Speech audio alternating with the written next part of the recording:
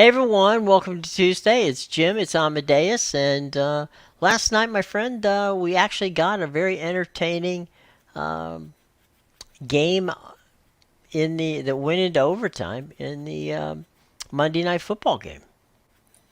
Yeah, we did. And it's a funny one, Jim, because the total in that game was hovering right around the 40-41 mark, and we almost Really? had both teams score 40 points in the game.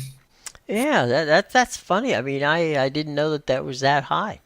Um, but yeah, it was in it you had two. You had well for a long time. You had one backup versus Trevor Lawrence. Then he got hurt, and then it was backup versus backup, and it was an entertaining game. I mean, I think that honestly, I thought the Jags could have pulled it out. They didn't, but you know, good on the Bengals for playing good ball and down the stretch there. I forget the offensive. It was number 77. Forget who it was. Made that holding situation after what they completed a pass down to about the inside the 5 yard line. Um, and then that left them with a third down and 20 something. And since they're not Alabama, they couldn't make it work. So they turned the ball over to the gang from Cincinnati, and they went down, and Evan McPherson drives it through, and you know everybody went home sad. But and I'm sure that fans, we talked about a little bit earlier, fans certainly are in a prayer circle this morning, hoping that Trevor Lawrence isn't going to be out long. Yeah, definitely. There's no doubt in my mind that if Trevor Lawrence doesn't get injured, they go Hmm. down and win that game on that Hmm. drive the last minute before Sure. overtime. But obviously he got injured. We had to see the battle of the backups in OT, Hmm. and the more prepared backup won, obviously, because Hmm. CJ Beathard had no idea he was going to be playing in that Yeah. game.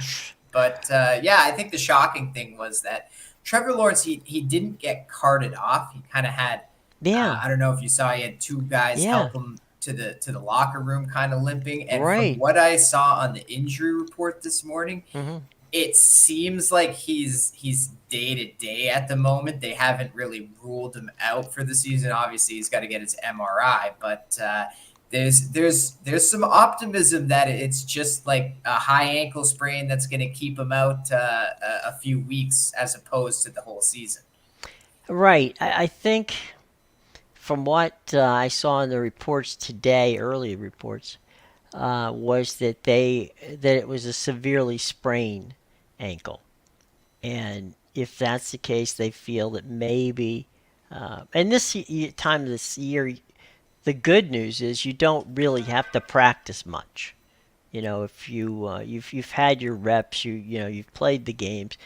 Um, Going through the motions. I mean, in other words, what I'm trying to say here, in an inarticulate way, is that Trevor Lawrence only needs maybe 2 days practice during the week to get ready to play a game where if you're in the second or third game of the season, that's a whole different setup. So from that standpoint, I think if he does come back, or if he can come back sooner as opposed to later, well, that would be great for Jacksonville. But we'll have to see how that goes, and we'll have to see if last night is a spark for Cincinnati. They once again that entire division remains above 500, and so it's anything can happen. So we'll have to see how that plays out. But a very interesting and very fun game, and it was something that I'm sure that the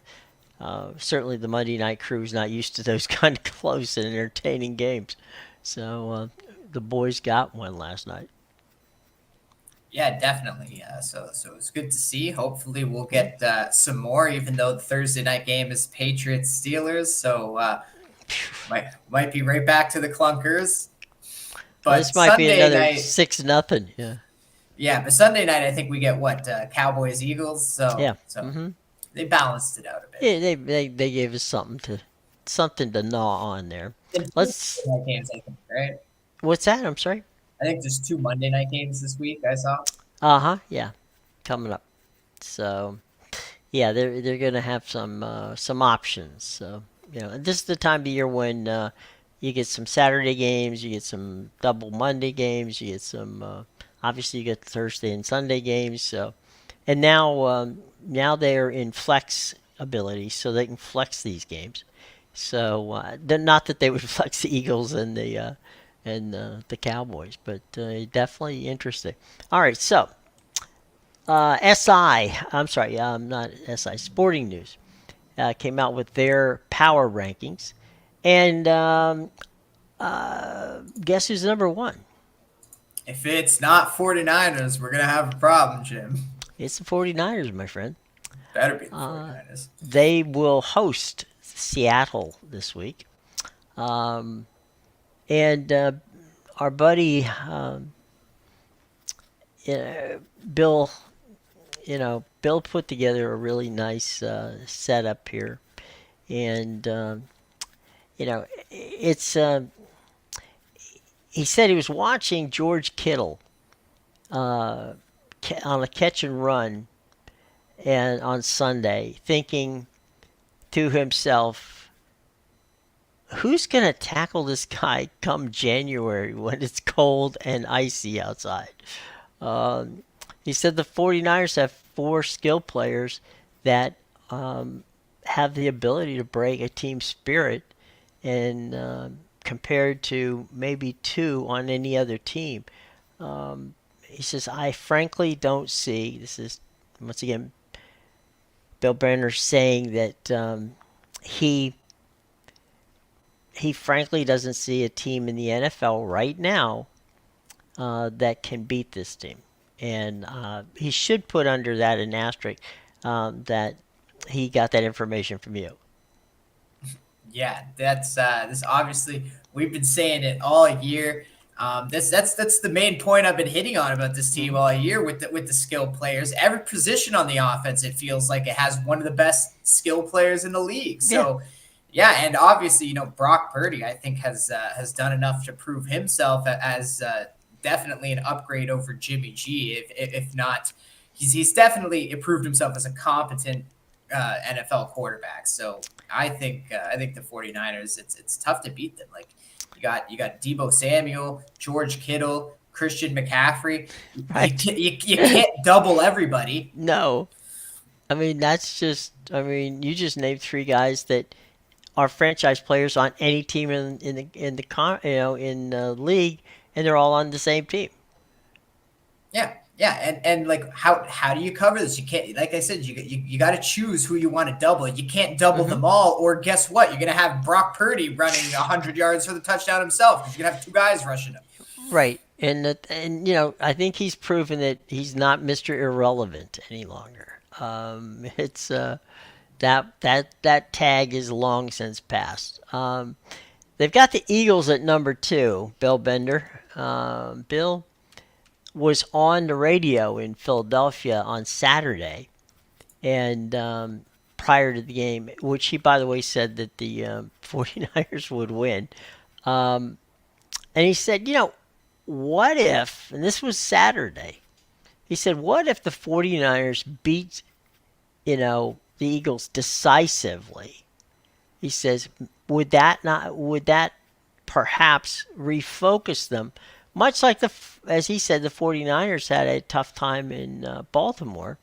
And he said, after a couple of tough games, they realized that they had to refocus and come back and play, better football. So he was trying to give him a kind of combination.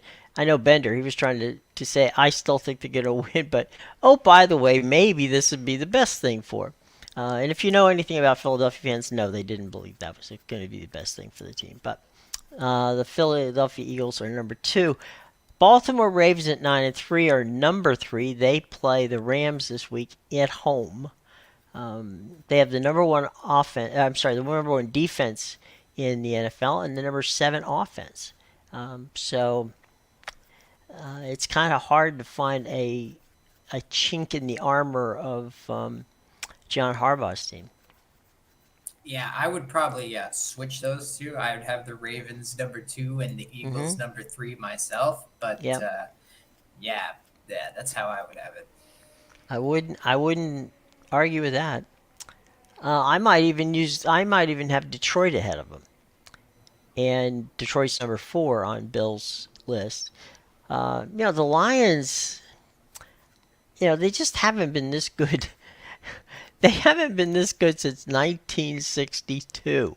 Okay, that's been a minute. Okay, um, they just seem to be, they're 9-3 and nobody's paying attention to them. And they play this week. This week's game is at Chicago. It's going to be chilly there on the lake, very chilly on the lake. Hell, it's cold there on the lake in the summertime. So it's going to be a very interesting situation. But the Lions, to me, just keep, they just keep winning. Are they the 49ers? No. Are they maybe Philadelphia or Dallas? They're not as flashy, but they just keep winning. Yeah, I don't know if I would put the Lions in the top 5. I Okay. definitely don't agree with that one. The Lions, I think, are a very good team, and I think Mm-hmm. they're on the cusp of being a top 5 team in the Mm-hmm. NFL. But really, they haven't looked good in their last few games. Obviously, Mm-hmm. they had the scare with the Chicago Bears and Yeah. had to come all the way back to win that one. Then they Right. got embarrassed at home by the Packers, who Mm-hmm. still I know Jordan Love is playing better in the offense. I still don't Mm-hmm. think the Packers are a great team. And now we saw them last week. 33-28 should not have been the final score of that game, Right. considering they had a 21-0 lead in the first quarter of the game. So that was again one where they got out to an early. This time it was the opposite. They got out to the early lead and they let the Right. Saints come all the way back in the game. So Mm-hmm. I think they're a very good team, but I want to pump the brakes on the Lions a bit because Right. personally I think the Cowboys are a much better team than the Lions are. Well, here's a team that you and I have a. I texted Bill about this one. His number 5 is the Kansas City Chiefs, and you know, I don't know how you can watch the game on Sunday and say that the Kansas City Chiefs are the 5th best team in the league. Yeah, I think you hit it on the head there. We're starting to see this team finally regress after their amazing start to the season. Mm-hmm. Um, Really, they were overachieving. Yeah, they Yeah. were 8-3 through what 11 games, but they were overachieving. There was a few games they won that they didn't look great in, and there was probably some games in there that they should have lost. Now you're Mm-hmm. starting to see that factor come into play. And frankly, I don't think it's going to be the last loss that the Chiefs take this year. I think they might have another 2 or 3 down the stretch. Yeah. No, this is a 6 loss team, that we're looking at here in Kansas City. Um, they're just not playing well. And in fairness, I mean, they've had so many good seasons that people hold them up to a higher level, and they just don't have the.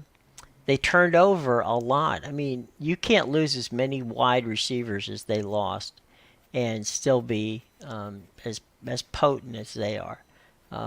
They're doing it right now with smoke and mirrors, and I'm not sure those smoke and mirrors are going to help them much longer. Now, in the number 6 spot is a team that you've been high on too, and that, of course, is the Dallas Cowboys. Now, the Cowboys, um, you know, they they're a team that gets Philly this week. They beat Seattle 41-35, which surprised me a bit because I didn't think that Seattle could put 35 points up on Dallas's defense.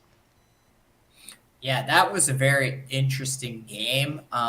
Just because the Dallas defense is a lot Hmm. better than that, but I think what you saw from that one was it was a primetime game. A week they got the full week rest right after getting Hmm.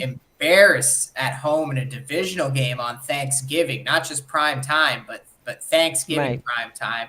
So then they had the full week, and really that was a game of desperation. They right. were at the point where if they take another loss there, which they did, their wild card hopes are starting to dwindle. And if you look now, the Rams are actually tied with them in Mm-hmm. second place, who have revived their season with that win Right. against the Browns over the weekend. So yeah, this is one where I think the Seahawks, that was a desperation game for them. I still think the Cowboys are a top four team in the Mm-hmm. NFL, and actually, I think the Cowboys might even be better than the Eagles. They almost beat the Eagles in Philadelphia a Right. few weeks ago, and obviously, we know they get them on Sunday night tonight at at Jerry World this time. And honestly, so the Eagles won that game by 5 points in Philadelphia, and the Mm-hmm. Cowboys had multiple opportunities, not just the final drive. They had two Right. drives at the end to try and take the lead, which they failed to do so. But now here in Dallas, if they win this game by more than a touchdown, I would say the Cowboys are better than the Eagles overall as a team. Yeah. I mean, they've been on a run. There's no question about it. But it should be noted, and I do agree that Dallas is a good football team. But they also had a stretch run that included the Panthers, the Rams when the Rams weren't that good, the Commanders, and the Giants. So, we'll see how well they play, against the contenders, starting, this week with against the Philadelphia Eagles. I almost said to the Phillies. Number 7, I think is underrated. Miami Dolphins. They're playing really well, and they get Tennessee this week. They got some kids that could very well be MVP worthy. I mean, Tariq Hill had a game against Washington. Now, again, let me preface that by saying it was against Washington, but he looked like a superstar. Albert Beer looked like a superstar. Tua looked good. I mean, they all look good. Of course, again, it's against Washington. They face Tennessee this week, but the Dolphins just keep plugging along. Yeah, the Dolphins are a team, to me, they feel a bit like the Cowboys of the AFC. Mm-hmm. And when I say that, I mean when they play bad teams, they blow them out of the water. The Right. games are not even close. But I think the thing that separates the Cowboys and the Dolphins is the defense. And that's why the Dolphins, obviously, this team that everybody thought was one of the best in the NFL to start the season. And now you've seen them slip down to the 5 to 10 slots in a lot of these power rankings, I think is because of the defense. They have big defensive issues, and those defensive issues get exposed when they play against Mm-hmm. contenders. Obviously, there's the stat out there that they haven't even beaten a team with a winning record in over a year now. So the Dolphins are a team I think they need to prove themselves.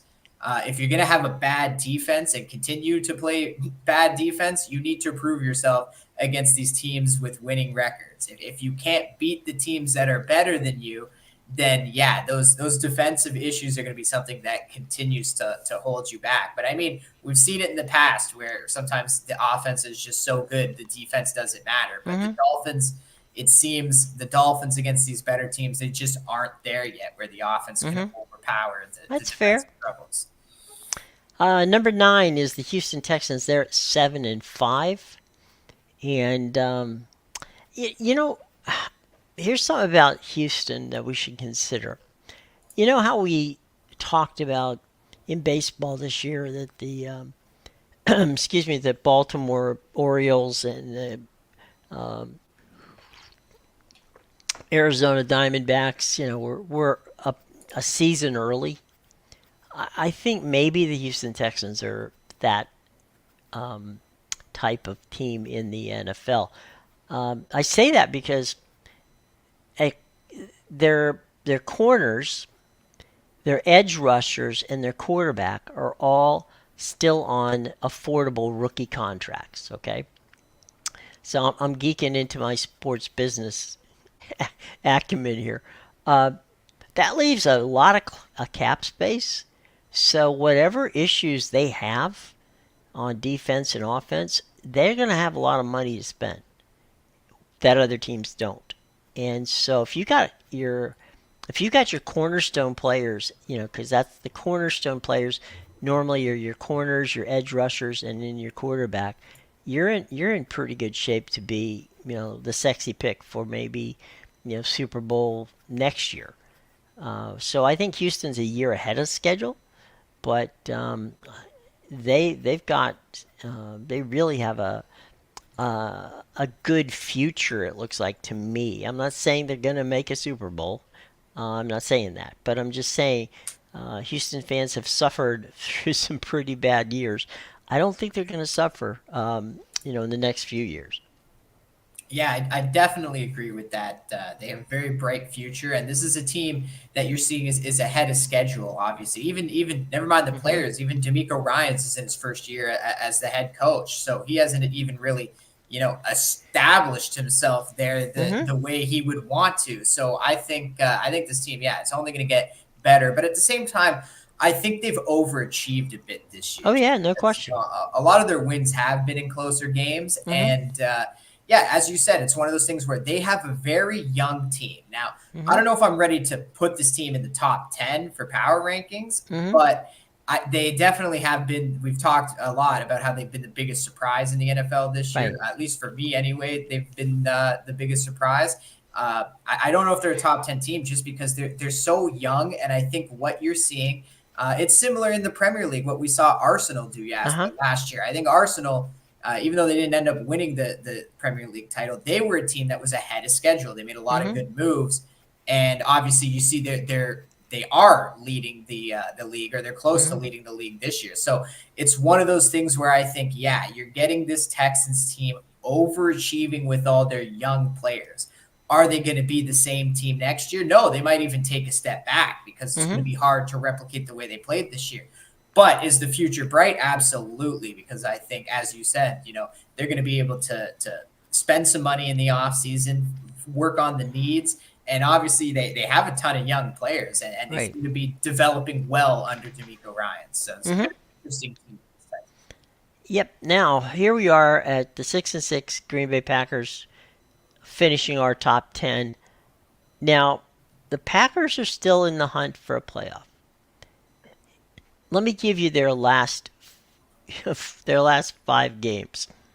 The Giants, the Bucks, the Panthers, the Vikings, and the Bears. Does Jordan Love make the playoffs? No, I don't think so. I don't think the Packers are a good team, and I think it's ridiculous that anybody would even put them near top 10 for power Mm. rankings. The Packers are. Jordan Love's not the future of this. Yes, he's playing better over their last few games, but I don't think Jordan Love is going to be the future of this Packers team, and I don't think they're going to make the playoffs in this final stretch as well as they have been playing lately. I think some of those division games are going to stop them up. I don't think the Packers are as good as they're No, playing right now. there you go. Uh, Quick baseball note. Creative artists who's Shohei Otani's camp are basically weeding through, some of the some of the offers, and they've been not shy to tell some teams that you know what they're doing is not going to get them there. Right now, on that list of thanks but no thanks are the Boston Red Sox, the Texas Rangers, and the New York Mets. They have shifted their focus away from Otani, believing that their strongest contenders, and we've mentioned this before, and you certainly have mentioned it, that it remains the Dodgers, the Blue Jays, the Angels, and the Giants. Those are the 4 teams that the focus is on there.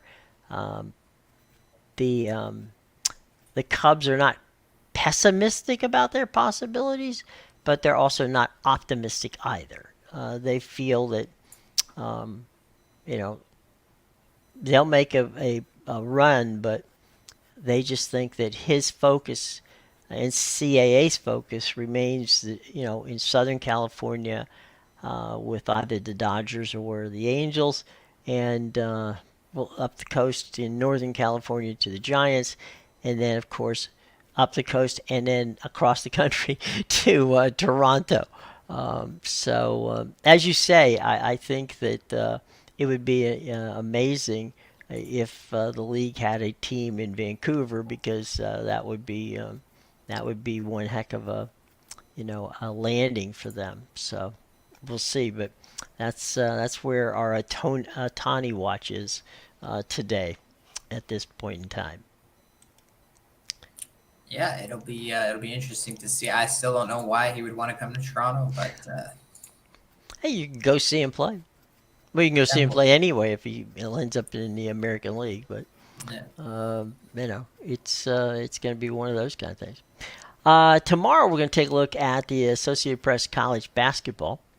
Things are starting to heat up with the really good pre conference tournaments. There's a lot of fun tournaments that are going to be played for the next few weeks as we get ready for tournament play. Usually begins right around the first week of January. So we'll see. There's going to be some fun tournaments coming up, and we'll have some fun following it. So, any final thoughts before we get out of here on a Tuesday?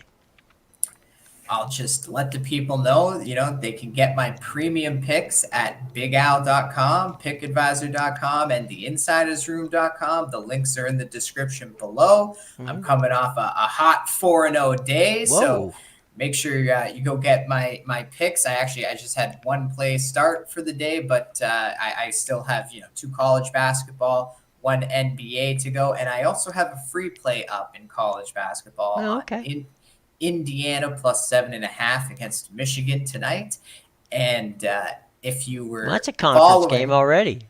yeah, and if you were following yesterday, then you'll know that you cashed with Florida State, your women's soccer national There you champions. go.